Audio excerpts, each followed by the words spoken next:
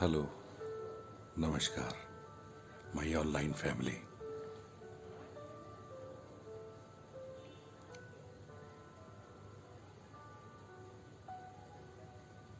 Wifi on हुआ और अचानक से ना ध्यान चला गया सदगुरु की तरफ, निरंकार की तरफ।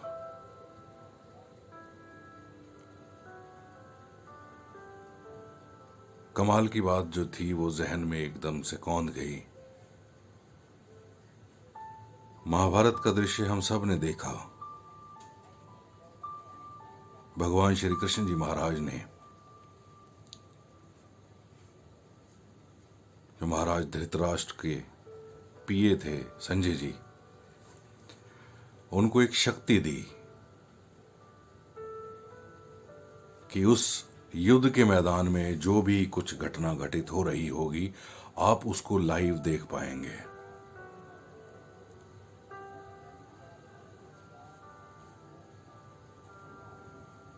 इस बात को इससे रिलेट करें, इस पूरे ब्रह्मांड में, इस पूरे यूनिवर्स में कहीं भी कोई घटना घटित हो रही है,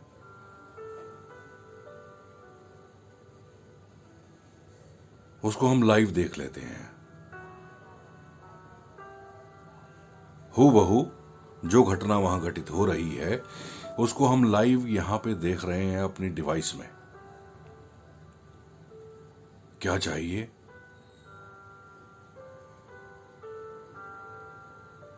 वाईफाई चाहिए, उसका पासवर्ड चाहिए, वाईफाई का सिग्नल स्ट्रांग होना चाहिए। जो घटना पूरे वर्ल्ड में कहीं भी घटित हो रही है, हम तत्क्षण बिना समय गंवाए, कोई सेकंड की भी देर नहीं है, जो घटना वहां पे घटित हो रही है उसके साक्षी हम बन रहे हैं एक छोटी सी डिवाइस के द्वारा।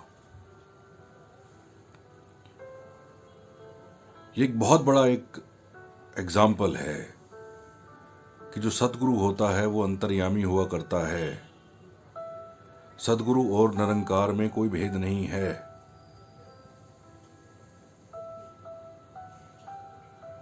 क्योंकि जो भी घटना घटित हो रही है इस निरंकार के अंदर घटित हो रही है। फिर भगत जब इस मालिक निरंकार को पुकारता है, तत्क्षण सदगुरु का जो ध्यान है वो अपने भगत की ओर चला जाता है। संतां दे कारज आण खलोया, हर काम करावण आया राम। वो गीत की भी लाइन है ना कि जिथे अड़ जाए भगत दी गड्डी, दौड़ के पुजदा है उस थां। ये कैसे संभव होता है?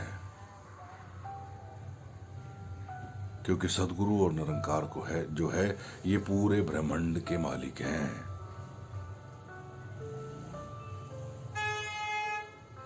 दुनियावी किसी घटना को देखने के लिए हमें पासवर्ड की जरूरत होती है, हमें वाईफाई की जरूरत होती है, लेकिन जो सदगुरु होता है ये अंतर्यामी होता है, ये ब्रह्मांड का मालिक होता है। जिस क्षण भी भगत जो है सदगुरु का ध्यान करता है उसी क्षण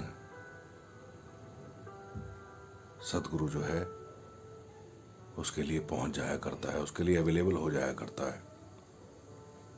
एकदम से ये भाव जो है वाईफाई ऑन करते के साथ ही मन में से कौंध गया।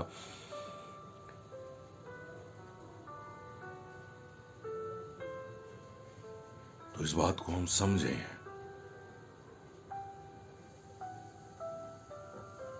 बाइबल में जीसस क्राइस्ट ने लिखा कि जो खटखटाएगा उसके लिए खोला जाएगा। कुरान में दुआओं की शक्ति के बारे में लिखा कि अगर इस अल्लाह से हम मांगते हैं तो ये सुनता है और हमारी दुआओं को जो है वो कबूल करता है। इसको कोई देर नहीं लगती। रबी ग्रंथों में लिखा कि जो परमपिता परमात्मा है, ये पार ब्रह्म है, ये निरंकार है, हमारी शारक से भी नजदीक है। शारक कहते हैं ये जो गर्दन के पास जो सांस की नली होती है, उससे भी नजदीक है परमात्मा। बस हम कभी पुकारने में इसको देर कर देते हैं, कहीं इसको दूर मान बैठते हैं। सदगुरु तो आज मसूरी में है, सदगुरु तो आज मुंबई में है, सदगुरु तो आज देश के इस कोने में है, सदगुरु तो आज विदेश में है। नहीं, एक बार पहले भी मैंने एक उदाहरण दिया। अनगिनत रूप में हमारे जो है सिर पर बाल हैं, शरीर पर बाल हैं, किसी भी एक बाल को उठाकर अगर हम खींचते हैं तो बराबर दर्द होता है। ऐसे ही जब इसके किसी भक्त पे कोई आपत्ति आती है, जब इसके भगत को कोई माया का रूप तंग करता है, तो उसको मालूम है, इसको पता है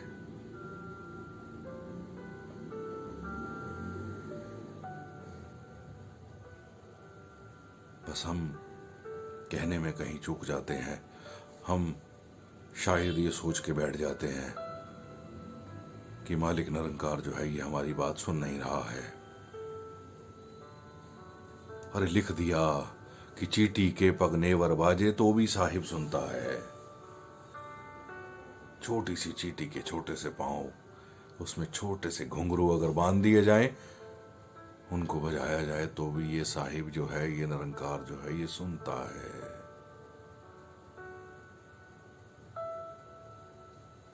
फिर कुरान में एक और बात लिखी कि अल्लाह कहते कि अगर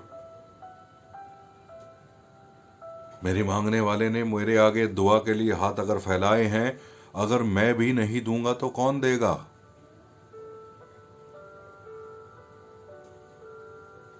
तो ये विश्वास रखें कि हां, ये हमारी फरियाद को सुन रहा है, पल प्रतिपल सुन रहा है। इस मालिक की मर्जी ना हो तो हम सांस भी नहीं ले सकते। कोरोना काल हमने सबने देखा, सांसों की कितनी कीमत थी। सांस अंदर जा रही है, सांस बाहर आ रही है, इस मालिक की कृपा है, इसकी महफूज निगाह में है और महफूज पनाह में हम हैं।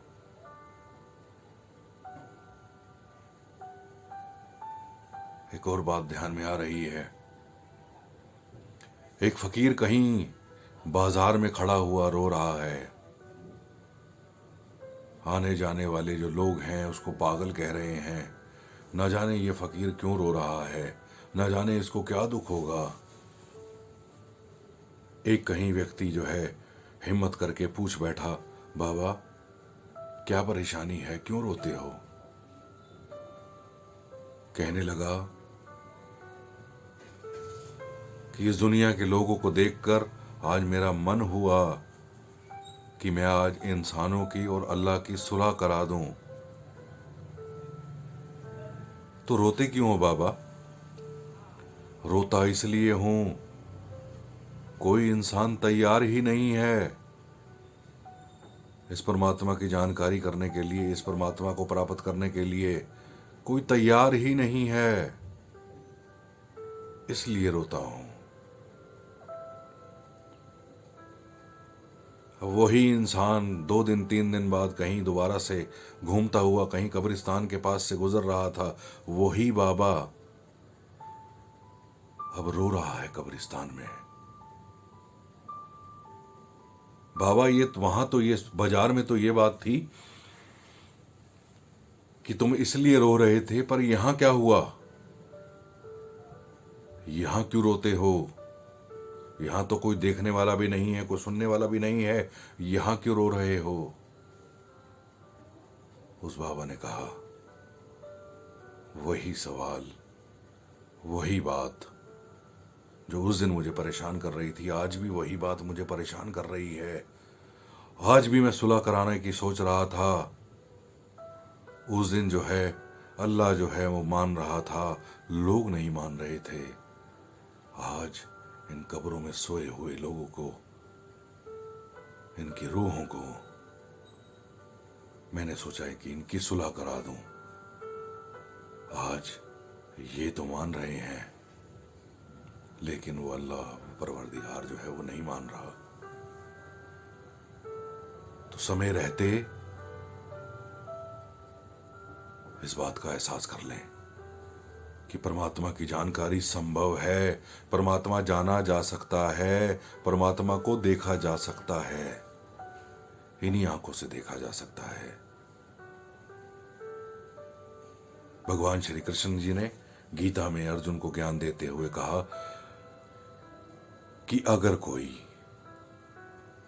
मेरे निज स्वरूप के दर्शन करना चाहता है तो किसी मेरे पूर्ण भगत की शरण में जाकर दंडवत प्रणाम करता है तो उसको अथॉरिटी है, उसको पावर है कि तत्क्षण जो है मेरे विराट स्वरूप के दर्शन वो करा सकता है। तो आज भी अगर हमारे मनों में कहीं इच्छा है इस परमात्मा की जानकारी की, इस पर पार ब्रह्म को देखने की, इस भगवान की दर्शन करने की, इस अल्लाह को देखने की, संभव है, संभव है। निरंकारी मिशन में सतगुरु माता जी की कृपा से यह संभव है। किसी के भी, मेरे माई भाई के मन में, ऑनलाइन फैमिली में जितने भी मुझसे जुड़े हुए हैं, अगर किसी के मन में भी इच्छा है ना कि इस पार ब्रह्म परमात्मा के दर्शन करने हैं, इसको जानना है, इस आवागमन के चक्कर से मुक्त होना है, संभव है, संभव है। इसी से रिलेटेड एक और कहानी भी याद आ रही है। एक व्यक्ति जो है कहीं परमात्मा पर बहुत ज्यादा विश्वास करता था। गांव में वो रहता था, गांव में बाढ़ आ गई। अब उसको एक जिद है कि परमात्मा स्वयं आएंगे मुझे बचाने। गांव वालों ने आवाज दी, अगर कोई रह गया है तो आ जाए। पानी का जो लेवल है वो बढ़ता चला जा रहा है। पर उसको एक जिद थी कि हाँ, परमात्मा की मैं इतनी भक्ति करता हूं, मैं इतने व्रत नेम रखता हूं, इतने नित नेम करता हूं, परमात्मा स्वयं मुझे आकर बचाएंगे। नहीं मानी। पानी का लेवल और ऊपर बढ़ा। एक और आवाज आई कि नाव का जो है आखिरी चक्कर है, अगर कोई भी प्राणी कोई रह गया है तो इस नाव में सवार होकर पार हो सकता है। फिर वही जिद कायम थी, परमात्मा स्वयं जो है वो मुझे आकर बचाएंगे। तीसरी आवाज फिर से आई, अभी भी कोई रह गया है। अब पानी का लेवल जो है वो मकान की छत तक आ गया है। अब वो जो भगत है वो मकान की छत पर खड़े हुए हैं और ऊपर से एक आवाज आती है, अगर अभी भी कोई रह गया है तो हेलीकॉप्टर आ रहा है, इसमें सवार होकर आप पार हो सकते हैं। लेकिन नहीं, वो एक छोटी सी जिद कि परमात्मा स्वयं जो है, मैं तो इतना बड़ा भक्त हूं, परमात्मा स्वयं मुझे बचाएंगे। डूब जाता है, मर जाता है वो महात्मा, और कहीं परमात्मा से गिला शिकवा करता है कि मैं तो आपकी इतनी भक्ति करता था, मैं तो आपके इतने व्रत नेम रखता था, मैंने तो कभी किसी का दिल नहीं दुखाया, मैंने तो आपके इतने व्रत नेम किए, नित नेम किए, मेरे साथ ऐसा क्यों हुआ? मुझे बचाने आप क्यों नहीं आए? प्रत्युत्तर देते हुए परमात्मा ने कहा कि वो जो आवाज आई थी पहली, वो कौन था? मैं ही था, तूने पहचाना नहीं। दूसरी आवाज जब आई थी, नाव मैंने भेजी थी तेरे लिए, लेकिन तू तब भी नहीं माना। तीसरी आवाज जब आई थी, हेलीकॉप्टर मैंने तेरे लिए भेजा था, तू तब भी नहीं माना। कई बार हम किसी शरीर से जो है कहीं कोई संदेश मिल रहा होता है, हम सुन के अनसुना कर देता है। ऐसा कैसा पॉसिबल है? परमात्मा की जानकारी कैसे पॉसिबल है? ऐसा हो ही नहीं सकता। इस कलयुग में ऐसा कैसे संभव है? आज फिर एक आवाज आ रही है बचाने के लिए कि इस भव सागर से पार लगना है तो मुक्ति का साधन है निरंकारी मिशन में। ब्रह्म का ज्ञान जो है संभव है, परमात्मा की जानकारी संभव है, इस आवागमन 84 लाख जन्मों के बंधन से मुक्ति संभव है। जिस जिसके कान तक ये आवाज पहुंच रही है, इस बात को अन्यथा ना लें। कहीं ऐसा ना हो जब ये कॉस्ट्यूम चेंज हो जाए, जब ये शरीर छूट जाए, तो फिर कहीं परमात्मा से गिले शिकवे हों कि हाँ, आपने मुझे दर्शन नहीं दिए, आपने मुझे बताया नहीं। फिर कहीं बोले परमात्मा, मैंने तो बोला था एक दिन कि परमात्मा की जानकारी संभव है, तुमने मेरी बात को अन्यथा ले लिया, तुमने कहीं सीरियसली लिया ही नहीं। तुमने सोच लिया शायद कोई प्रदीप नासा नाम का इंसान बोल रहा था, लेकिन नहीं। हो सकता है परमात्मा चाह रहा हो आपको जोड़ना, हो सकता है ये चाहता हो आपका 84 का जन्म जो बंधन काटना, हो सकता है ये चाह रहा हो आपको मुक्त करना। बस इतना ही कहना था। कुछ बात अच्छी लगी हो, अगर परमात्मा की जानकारी की अच्छा अगर आपके मन में हो, तो निरंकारी मिशन में यह संभव है। नहीं तो कोई बात नहीं यार, लोग बोल के चले जाते हैं। यूट्यूब पर बतेरे चैनल है, बहुत सारे लोग हैं जो अपनी बात कहकर चले जाते हैं, कोई ध्यान नहीं देता। आप भी मत देना। लेकिन अगर मन के किसी कोरे में अगर कहीं मेरे कहने से धूल छटी हो, मेरे कहने से कहीं मेरी बात में कहीं वजन लगे, तो परमात्मा की जानकारी संभव है निरंकारी मिशन में।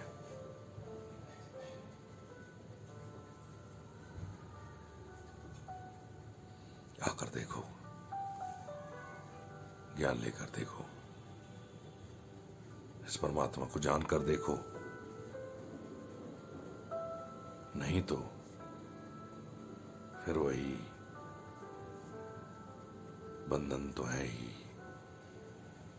अच्छे कर्म सोने की बेड़ी, अच्छे कर्म सोने की बेड़ी और बुरे कर्म लोहे की बेड़ी, दोनों ही बंधन का कारण है।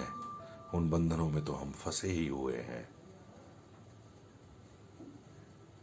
ना जाने अगला जन्म अब कब हो, क्या हो। तो कहीं मेरी बात में कोई सच्चाई लगे तो मान लेना। Love you all my online family. खुश रहें, मस्त रहें, व्यस्त रहें, अस्त व्यस्त ना रहें। नमस्कार, धन्यवाद।